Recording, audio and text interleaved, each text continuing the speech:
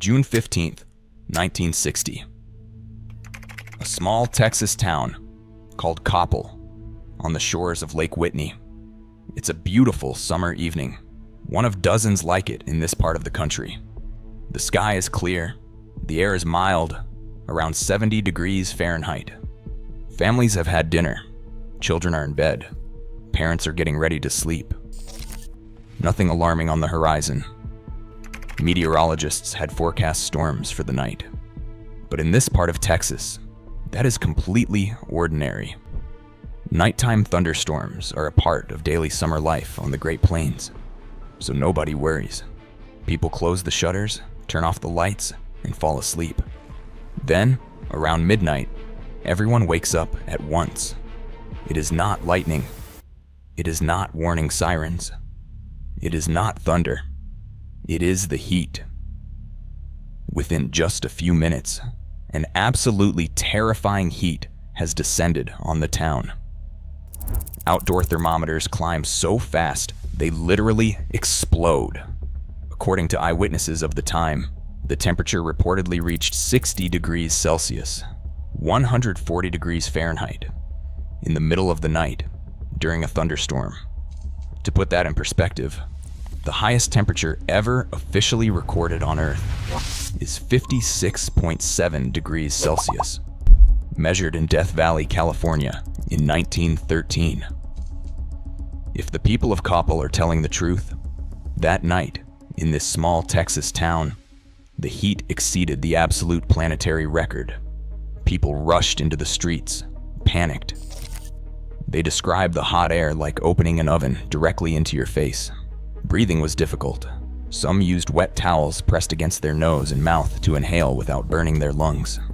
Parents covered their children in damp cloth. Others ran to hide in their cellars, where the underground temperature offered refuge. A local farmer opened his storm shelter to about 20 neighbors who had fled their homes thinking they were on fire. And this heat did not last a few seconds or a few minutes. It lasted 4 full hours. Only at 4 in the morning did things finally return to normal. 4 hours under a heat that made breathing nearly impossible in the dead of night. The next morning, residents turned on their radios and televisions looking for answers. Silence. Not a single local newspaper, not a single weather bulletin mentioned anything. Nothing, as if nothing had happened. And something else. No other Texas town reported a similar phenomenon. The infernal heat seemed to have fallen only on Coppell and nowhere else. The residents called it the Satan storm. So is this story true? Is it a Texas legend, an exaggeration passed down from generation to generation?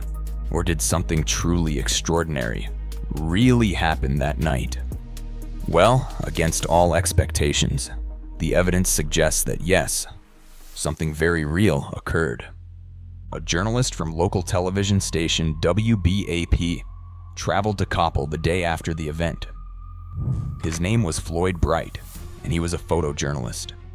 He filmed the damage, interviewed witnesses, and his footage was recovered years later in the archives of the University of North Texas, archives that many had assumed were lost forever.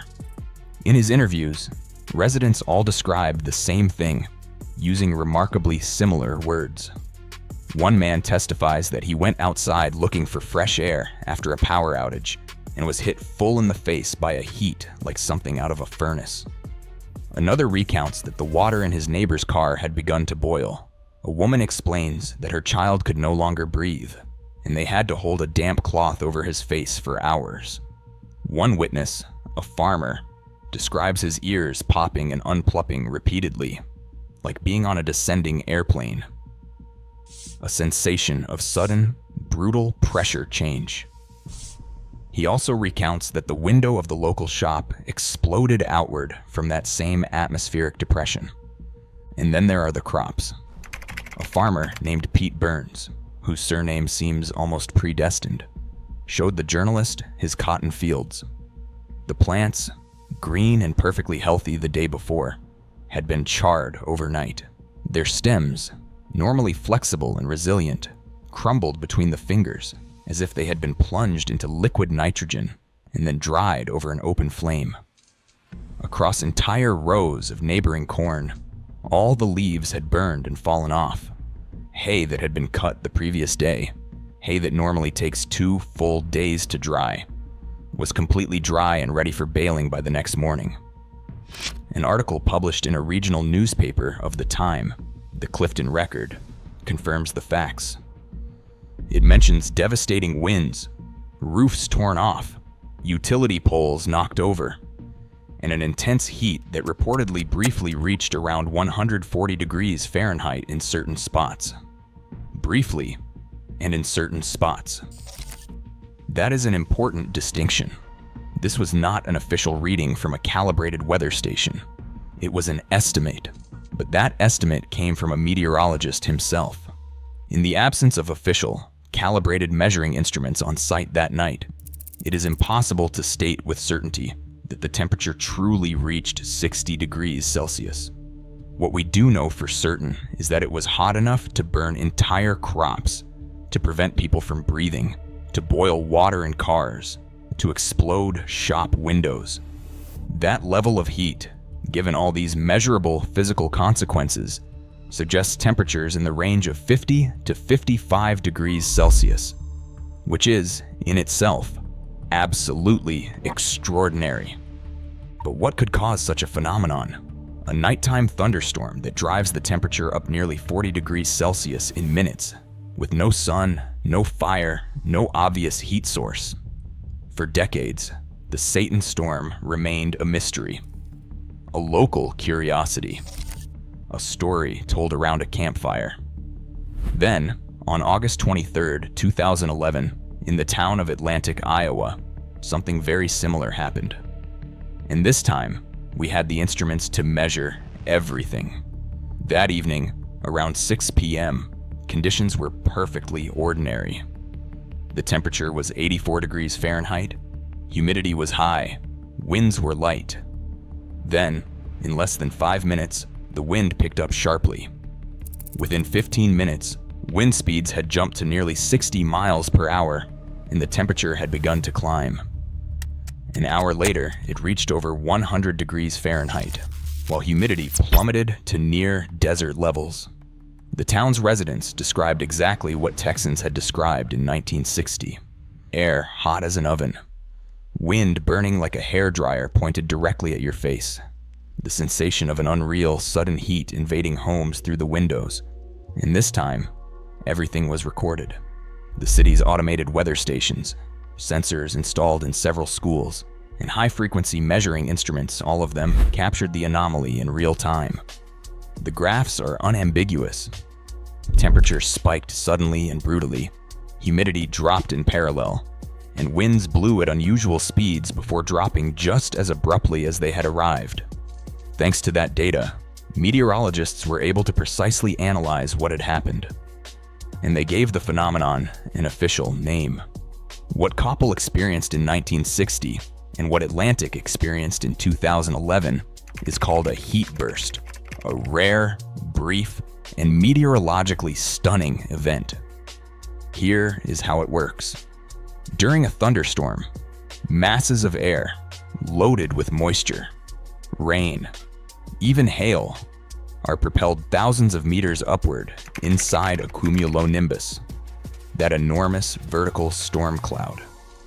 Normally, when these humid air masses descend back toward the ground, they cool the surrounding air and create what is known as a downburst, a sudden cold downdraft that explains those sharp, cold gusts you sometimes feel just before or during a storm.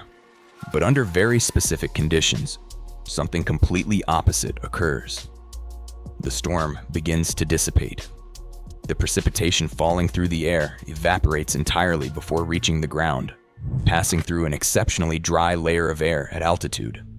This total evaporation creates a very precise physical mechanism. The air, having lost all its moisture, compresses upon itself as it descends, and compression means heat. The further the air descends and compresses, the hotter it gets. By the time this compressed, desiccated mass of air reaches the ground, it can be at an absolutely extreme temperature. And when it hits the surface, it spreads outward in violent, scorching gusts across everything below.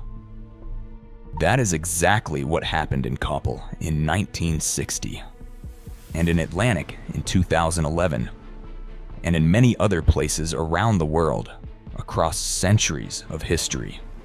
One of the earliest known descriptions of this phenomenon dates to 1860 in Georgia, United States.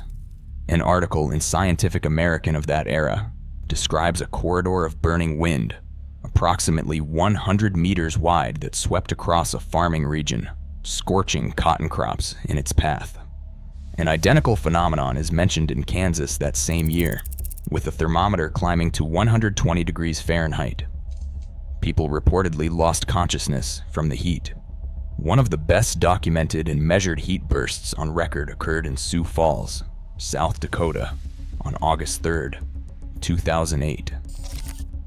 At 4 in the morning, while the city slept, the temperature rose from 70 degrees to 100 degrees Fahrenheit in just 15 minutes.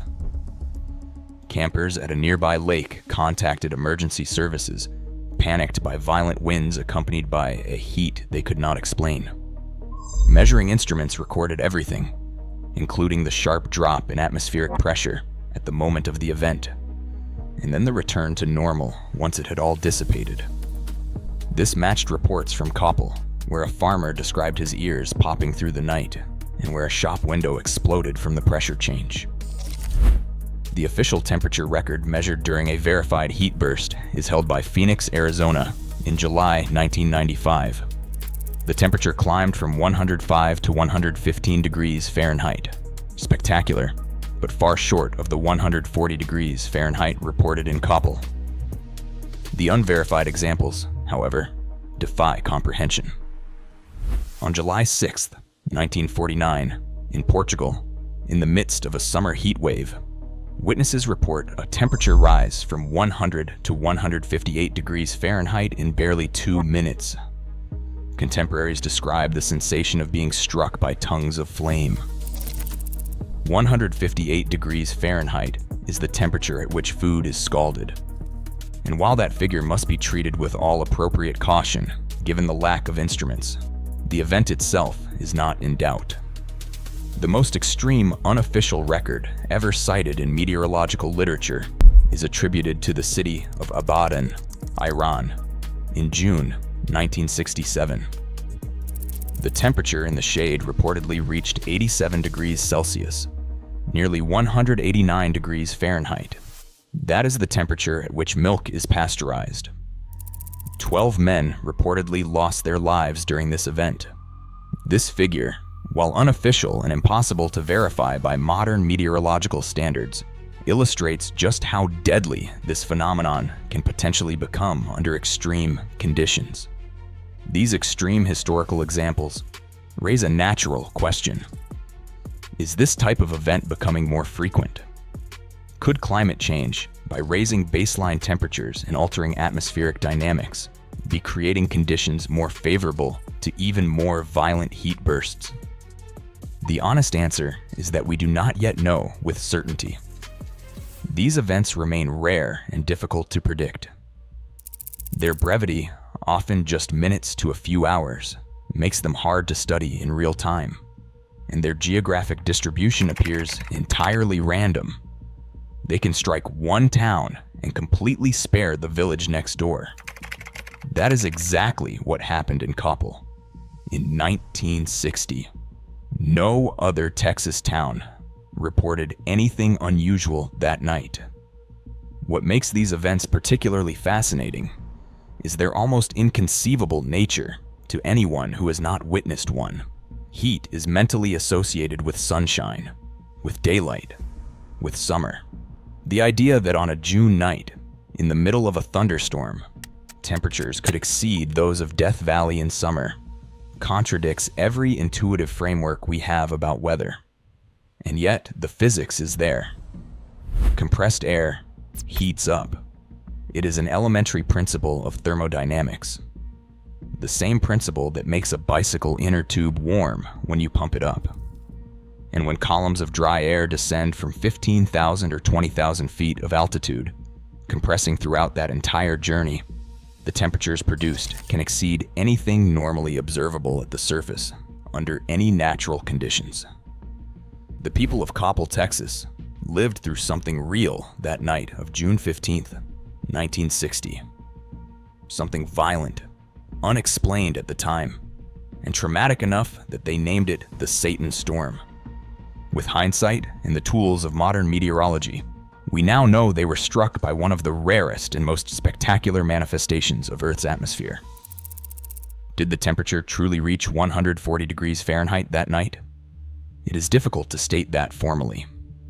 The physical evidence, including charred crops, water boiling in cars, and widespread breathing difficulties, suggests a heat well beyond anything previously known. But without precise instrument data, the exact figure remains an estimate. What is certain is that the Satan Storm was not a legend. It was a real, brutal meteorological phenomenon, and for its time it was completely misunderstood. And somewhere in the world, perhaps tonight, as a thunderstorm dissipates over some plain or desert, the conditions may be coming together for a new heat burst to occur. This time, with any luck, the instruments will be there to record everything.